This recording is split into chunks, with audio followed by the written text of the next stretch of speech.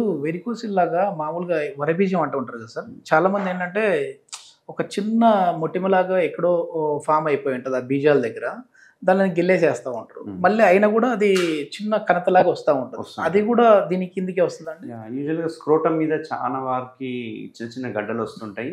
వాటినే మనము sebaceous cyst అని కూడా అంటుంటాము. దీన్ని వెన్ అంటాం, వెన్ అండ్ డిజీజ్ అంటుంటాం. ఏంటంటే మల్టిపుల్ సెబేషియస్ సిస్ట్ స్క్రోటం మీద మొత్తం ఉంటాయి. యూజువల్గా ఏంటంటే అవి చూడడానికి వికారంగా ఉంటాయి కాబట్టి తీసేస్తాం. అదర్వైజ్ అదేమి ఎటువంటి ప్రాబ్లం క్రియేట్ చేయము. అయితే మొన్న రీసెంట్గా ఒక 3 పేషెంట్స్ వచ్చారు పాపం, యంగ్స్టర్స్.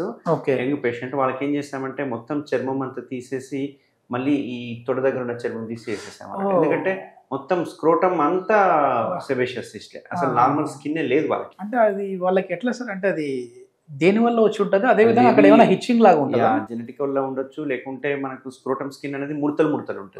సో ఆ ముడతలలో కూడా మనం మంచిగా క్లీన్ చేసుకోవాలి సోప్ పెట్టేసి. వీళ్ళు క్లీన్ చేసుకోకుండా అలాగే ఉంటే కనుక ఆ గడ్డలు అనేది బయటకు. ఓకే, అక్కడ హిచ్చింగ్ లాగా ఉంటుందా సార్, లేదంటే మళ్ళీ అది వేరే? హిచ్చింగ్ కంటే కూడా ఆయిలీ టైప్ ఉంటుంది. Oily type.